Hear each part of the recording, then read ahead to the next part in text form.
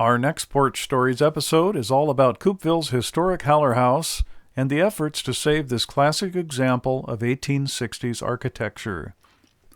Our guest speaker is the director of Historic Whidbey, Miss Lynn Hyde. This program was recorded August 28th, 2019. Does everyone know Lynn? Yes. These folks right here do not. Okay, good. Yeah. Well, you will soon know Lynn Hyde because she's going to tell you all sorts of wonderful things about the Haller House. Yeah. And why it's called the Haller House, why it's brown. That I can't tell you. Poor taste is the only The answer. basics. Make up something really good, I'm sure. Anyway, welcome to Porch Stories. We do this every week through the summer, and glad you're all here to enjoy it. I'll quit talking so you can. All right, they're here. Good. Get away, Thank Lynn. you. Okay. Well, I'm so glad you all came out. It's always fun to blather on again about our favorite hovel down the street. Does everybody know where the house is? Okay. You don't know. It's okay. No shame in that. We're just supposed to. Good. Well, the Haller House is one of our old settlement houses, and it is about 2 blocks that way, where Front Street runs into Main Street, or Main Street runs into Front Street, I should say. And it's very difficult to see if you're not looking for it because there's an absolute jungle that's grown around it. How many people walked by it for at least 10 years before they knew there was a house in there? No? Did you? No, I knew there's a. Did you know there was a house in there? I looked. There is. I'm giving them. Oh, okay, good, give me a pressure. So anyway, the Haller House is actually, well, as you know, Historic Whidbey, which is our non-profit preservation group, spent 6 years trying to raise the money to purchase this old wreck with the hope of fixing it up and using it as a theater of sorts to tell the stories of our heritage here, territorial Washington. We have a pretty specific time frame that we're looking at. The first two and a half decades of American settlement here on Whidbey Island. So 1850s, 1860s, and into the 1870s. So the house is actually 2 houses that are stuck together, not even with duct tape. They just lean up against each other. There's the 1859 Raphael Brunn house, which is the back of the house, and then the front, the 2-story colonial that you see from Front Street is the 1866 Haller House. And that was built by Granville Haller, who is, sometimes we call him the Forrest Gump of Northwest history, because he seems to show up anywhere there's trouble. And I don't know if there's a correlation between him and bad karma for trouble, but he seemed to always find it.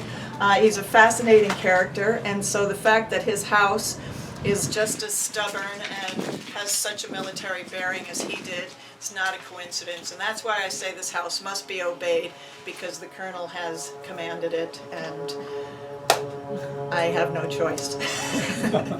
So anyway, there were a couple of ways I wanted to approach this. One is I wanted to share some historical images of the house over the years, because it's really hard when you look at it now to think that it ever could have looked halfway decent. It's taken 150 years for it to look like what it looks like today. And it will look like that again someday. But I'm going to pass this unwieldy booklet around, but from where you are, maybe if you can see just quickly, I'll show you the earliest picture we have of the house, which is probably around 1870, maybe a little before. It's not a very good image because it was copied out of a book that wasn't a high quality print, but you can see the house. It is not brown and depressing. It is not in the middle of a jungle, and there is a gentleman coming down the stairs who looks very much like Colonel Haller. So you'll notice the white picket fence, and the white picket fence that goes down the length of his property has been really helpful for us in dating a lot of these pictures.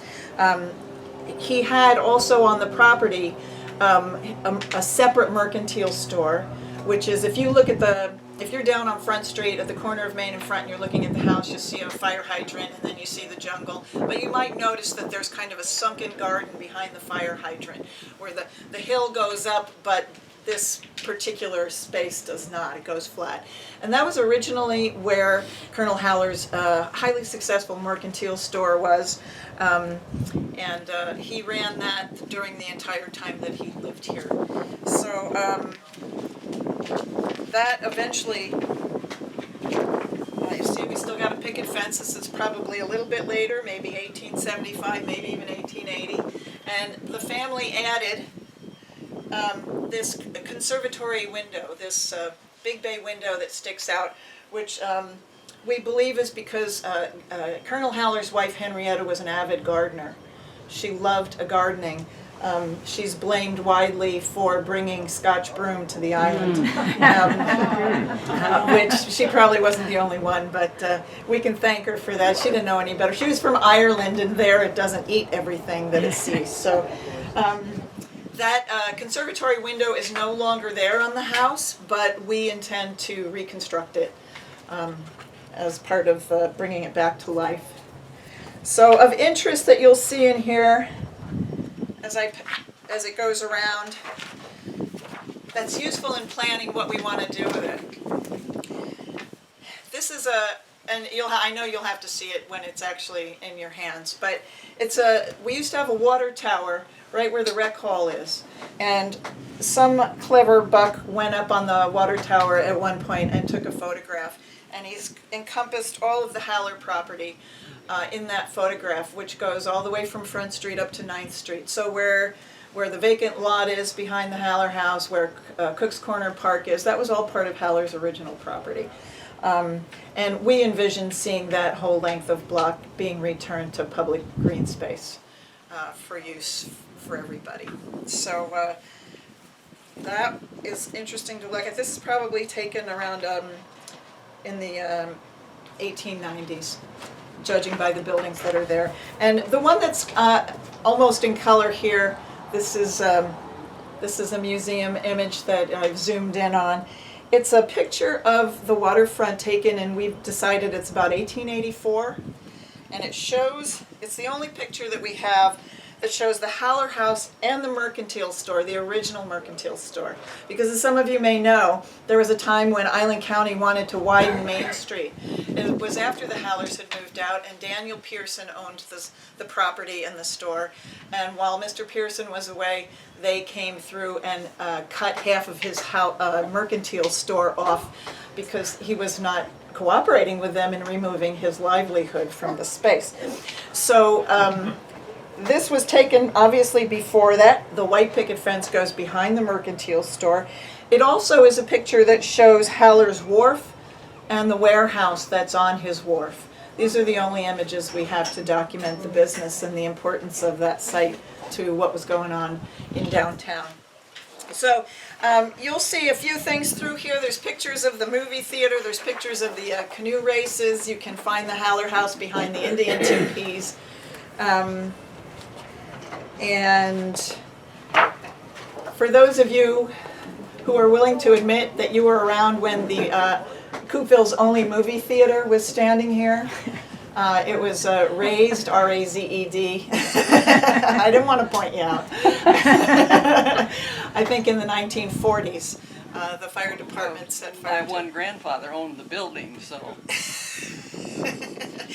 You couldn't get away from it.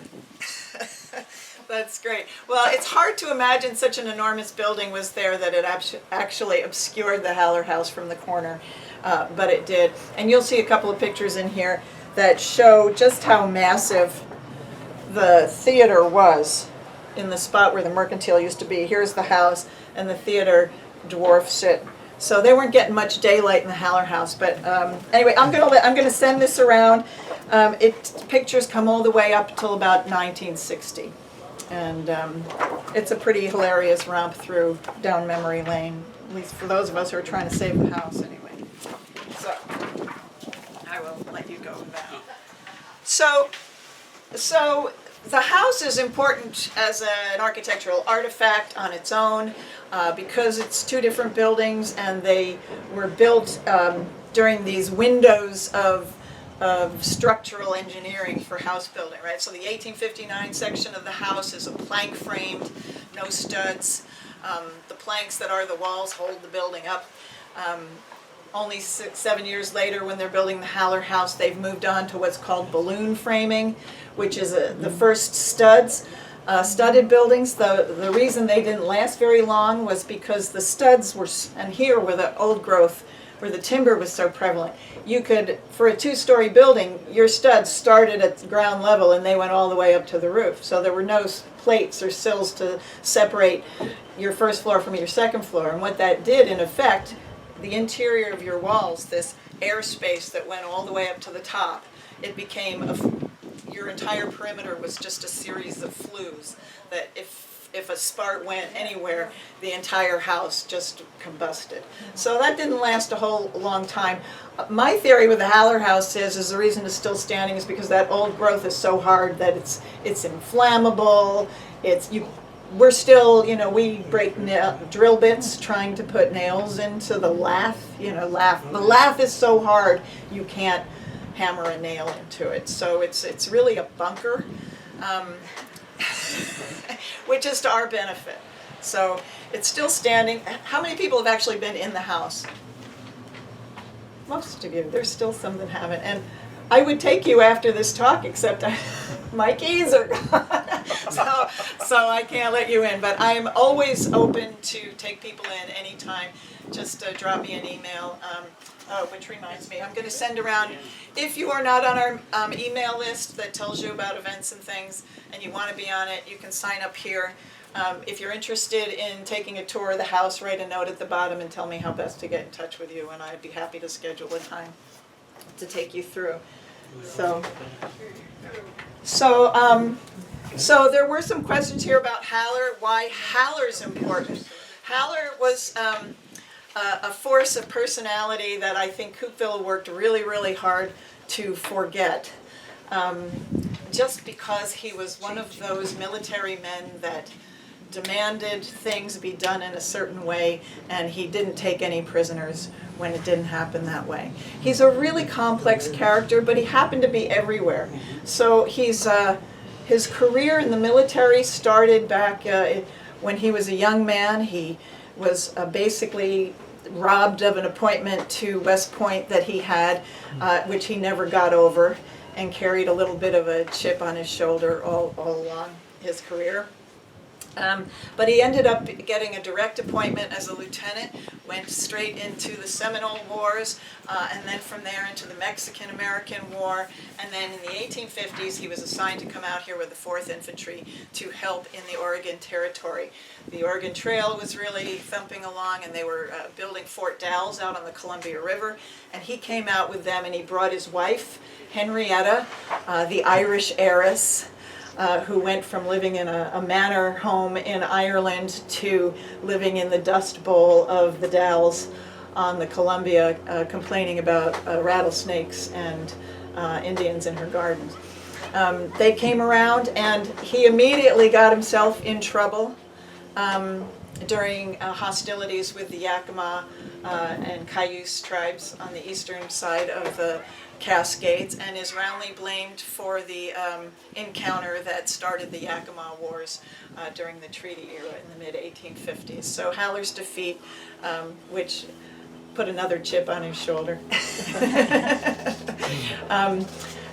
connects him in a very personal way to that whole issue of what's going on with the pioneers when they come out here. What are their troubles? And why is the Army here? Isn't the Army here to protect the settlers from those Indians? Well, actually, the Army was here primarily to protect the Indians from the settlers, who were a pretty unsavory bunch in many ways. The Army spent a lot of times at war with the local militias. The militias were really hard on the Indians, and the Army spent a lot of time trying to play referee between the militias and the Indians. So he wrote quite a bit. He was well-educated, self-educated, and had a decent schooling back in Pennsylvania. And so we have his first narrative accounts of these issues and some of these chiefs, which is really important. He had a really high respect, especially for the Eastern Indians, their military savvy and their patriotism to their own people. But as some of you may know, this whole area was really a convergence zone for multiple cultures. So the Hudson's Bay Company had been here since the 1820s and had over the 20s and 30s and 40s developed really strong trading and primarily peaceful trading relationships with the native peoples who lived on the Salish Sea. When the Americans came in, they were different. They were not here to trade, they were here to settle, which they were motivated by something very different, which made peace with the Indians difficult. So you had Americans and you had English who were not that far off the Revolution and so, or the War of 1812. So the Americans and the English did not get along very well. So they're trying to decide how to resettle the cultural dynamics here. But you've got three separate native cultures that are converging here too. Because as you've got the Eastern Indians going to war with the U.S. Army and the militia and the settlers on the eastern side of the Cascades, you've got the Coast Salish here who are trying to decide. Their cousins, the people they're intermarried with in eastern Washington, are trying to get them, come on our side, we can drive these guys out of here, there's not that many of them. Maybe the Brits can stay, but we gotta get rid of these Americans. So you would think maybe that they would be motivated by both loyalty and practicalities to get rid of the Americans, to side with their eastern cousins. But there's a there's a ringer in the mix, and that is a third native culture, which is neither Plains Indians nor canoe people. These are, well, they actually are canoe people, but they are mega canoe people. These are the northern raiding Indians that are Haida, they're Kwakiutl, they're Tlingit, they're Tsimshian, so they're coming from as far away as southeast Alaska. And they are, I really think the best way to describe them is they're like the Vikings of the native world, because they come in these enormous canoes, these huge cadres of warriors. They come down, and they come down ostensibly and primarily probably to trade. They're very used to trading with Europeans, and the Hudson's Bay Company has a big new fort in Victoria. They come down to trade, and then while they're here, they decide they're going to raid the local villages, kill off the men, take the women and children as slaves, you know, what you do when you're a Viking trader and raider. And this was a huge threat. Some people think it was as huge a threat to the Coast Salish communities as smallpox or any of the other diseases that were wiping out villages. So you can see where the Coast Salish people are suddenly completely sandwiched, right? If they ally themselves with the Americans, who are also being preyed upon by these northern raiders, then maybe these Americans with their boats and their vessels can help protect their villages from these northern raiders. So if they don't and they side with the Yakima, who's going to protect them from the northern raiders? So they really, what a devil's bargain, what a choice they have to make. Do we side, are we neutral? Do we side with the Americans so they can help defend us from the northerns? Or do we side with the easterns and drive the Americans out? They're not going to, the outcome can't be good. So these five cultures are all sort of coming together right in this place. And because Haller is with the U.S. Army, he is intimately involved in all of it. So once he started war over there, they sent him over here. Not to make a new war, at least I don't think that was the whole point, but they sent out 2 officers to establish forts at the entrance to Puget Sound that were here to have a military presence to keep the northern raiders out of our waters here. And so they sent Granville Haller to Port Townsend to scope out and then build and command a Fort Townsend, coincidentally enough, which is just south of Port Townsend. And at the same time, they sent a very energetic young captain named George Pickett to what was then called Whatcom, to build Fort Bellingham. So between Fort Bellingham and Fort Townsend, you had those are the 2 sides that are running the alerts whenever the northern raiders come down. And Haller did see lots of activity on the USS Massachusetts. The Navy wasn't quite here in a presence yet, so the Army would rent these vessels with civilian captains, and the Army would tool all over it and try to chase these bad guys out of town. So he was involved in raids on the Nooksack River. He also, there's a wonderful story of vigilantes in Port Townsend trying to lynch a native man who they thought murdered a white man. And they called out the Army, and here comes Haller with his men and threatens to shoot the population if they don't let the Indian go until due process can take place. So Haller is a law and order guy, and he doesn't put up with any of this mob justice stuff. He's powerful enough to do that. Whether the men would have really fired on the crowd or not, we don't know. But so they backed down. The crowd backed down, and as it turned out, there was a different person responsible for the murder, and justice was served. So anyway, he is, as far as I can tell, the only officer who saw action in hostilities with Native peoples, both in eastern Washington with the Yakima and the Cayuse, and out here with the northern Indians. So just using him as a window, a spokesman for these issues that are going on, the Haller House is really a perfect theater for sharing those stories with the public. Because I think for the most part, most of us don't know how complex the early settlement was here. You throw in those northern raiders on top of the typical Indian settler conflict, and you've got a whole new ballgame. So anyway, that's one reason why I think Haller's House needs to be saved and open to the public as an interpretive center. There are other exciting things. Haller was also involved in the Pig War. He and Pickett didn't get along, by the way. You might remember that if you're familiar with the Pig War, which is it was a military standoff between the United States and Great Britain on San Juan Island, started in 1859.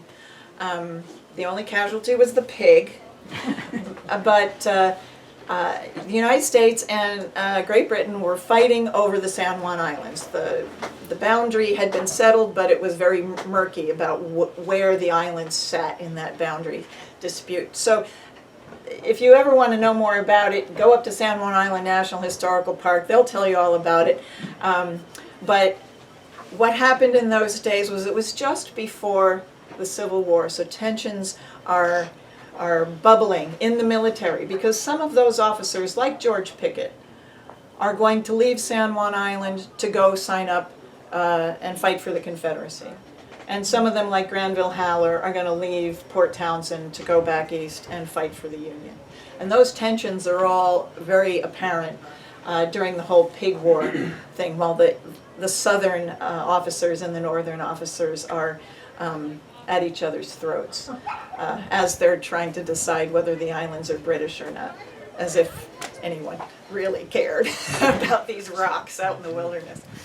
But I'm also really fascinated by the women in Haller's household, and they give us, oh yeah, the thing I was going to send around is probably on the bottom of the clipboard.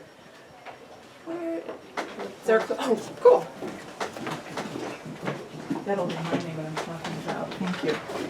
So there are some very interesting women here, in addition to the Queen of Scotch Broom, Henrietta Haller, who was a formidable force, as well as a formidable gardener. She kept her husband in line and made sure he didn't get too uppity, I think. When Haller was back east for the Civil War, he was from York, Pennsylvania, and he just happened to be seeing action in his neighborhood at a place called Gettysburg. His niece, Nellie Moore, who lived out there, was a bright young woman, a teenage woman, and he had this little problem when he was in Gettysburg, and that was some of you might be Civil War buffs might know that General George McClellan was not a friend of Abraham Lincoln's, and that McClellan was the head of the army, but Lincoln kept having to fire him because he wouldn't use it. McClellan also ran against Lincoln during the presidential election. So there was a theory in the cabinet that McClellan was orchestrating a military coup of the United States government during the Civil War when all was chaos. And so everyone that was affiliated with McClellan was purged from the army, and Haller was one of these people. He had served as directly under McClellan and was one of his aides. And so he, instead of being commended on work well done in the Gettysburg Theater, he was summarily dismissed without a court-martial, without charges, and sent packing. So it's 1863, and he writes a letter to Winfield Eby, "You can't believe what they did to me, I'm coming home." So he and his wife and their kids came back to Whidbey Island in 1863. They first settled a farm on Crescent Harbor. He bought a mercantile store in Port Townsend, and then ultimately moved himself over here and moved his mercantile business into the mercantile at his property here.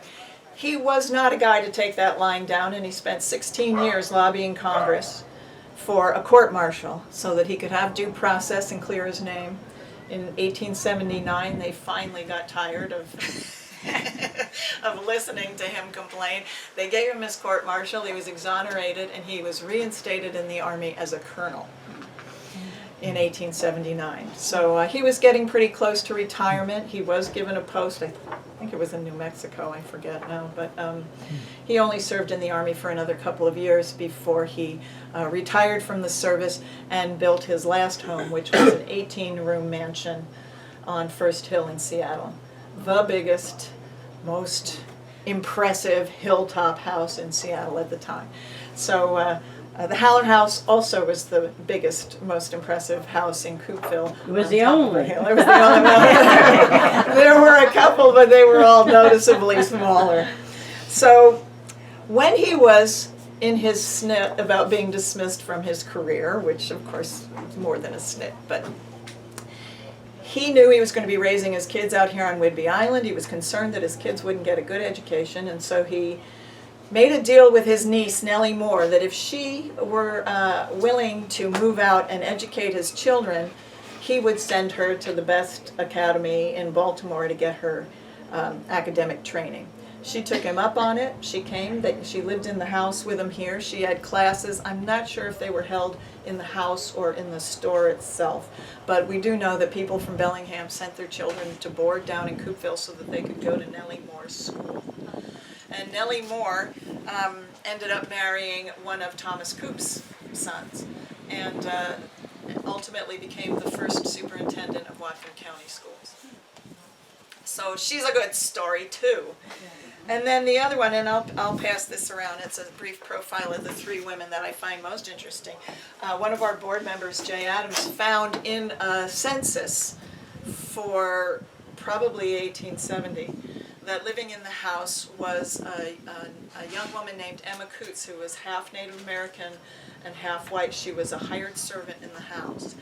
And if any of you heard Candace Wellman speak last weekend about mixed marriages, and how most of the wives in the early territory were not white, she was able to shed some light on Emma Coots, who was probably the daughter of Whatcom's sheriff, Charles Coots. So she is kind of a poster child for the study of women that Candace Wellman did. These are, in case you're not familiar, you can get these books. Do you carry any of Candace Wellman's books? You can get them here at the museum. Two books she's written, Peace Weavers and Interwoven Lives, and they are profiles, each profile for Native American women who were married to white settlers here. It's a really deep and untold story of who was really doing the housework here for the first probably 15 years of American settlement, before those pesky Mercer girls who were dragged out from Massachusetts. So she's done a tremendous job bringing the cultures of those women to life, and also their children, the mixed race children that helped build the Washington Territory also. And in fact, the last profile in the second of her books is in fact George Pickett and his Native American wife, and their son Jimmy, who is a very talented artist who remained here in the territory when his dad went back to fight for the Confederacy. So, What's the name of her more recent book? Interwoven Lives. So in fact, if you do you have it in stock in there? We did. Might be a. There's a picture of a painting of Mount Rainier on the cover, and it was actually painted by Jimmy Pickett. So you can see that we've got threads of military threads, we've got international diplomacy threads, we've got women's history threads, we've got Native American history threads, all running through this one family in this one house, sitting right in the middle of this National Historical Reserve. So it really does deserve to be restored and open to the public. So that is what our crazy mission is. If you're wondering about what the actual building is, what our plans for the building itself are, there's 3 things that will be going on in it. The 2 large parlors in the front of the Haller section of the house will be interpretive space and program space. We hope to make it pretty nimble so that we can switch back and forth from exhibits to meetings and that kind of thing. The upstairs, we're going to rent out office space to generate income. And then the Brunn Mercantile in the back, or it's not his mercantile, it was his house, but the Brunn house in the back is going to be converted into our own supporting mercantile store. And the highlight of the mercantile store will be our Victorian soda fountain. So if you're hungry for egg creams in sarsaparilla, you will finally have a place to satisfy your appetites down at the fountain, at the Haller House. So that's pretty good. Who was Brunn? Raphael Brunn should have been here when Peggy Darst was here. She knows all about the Brunns. Raphael Brunn was one of those settlers that came and tried to make a go of various businesses, mostly mercantile operations. He did not own this property here very long before he went elsewhere. He married, was it Barrington? It was McCrohan.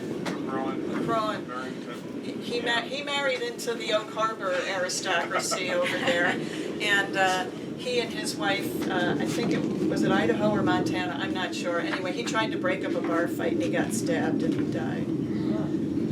So it's it's a sad story for Raphael, because apparently he was well liked, but not that time. Apparently he was what?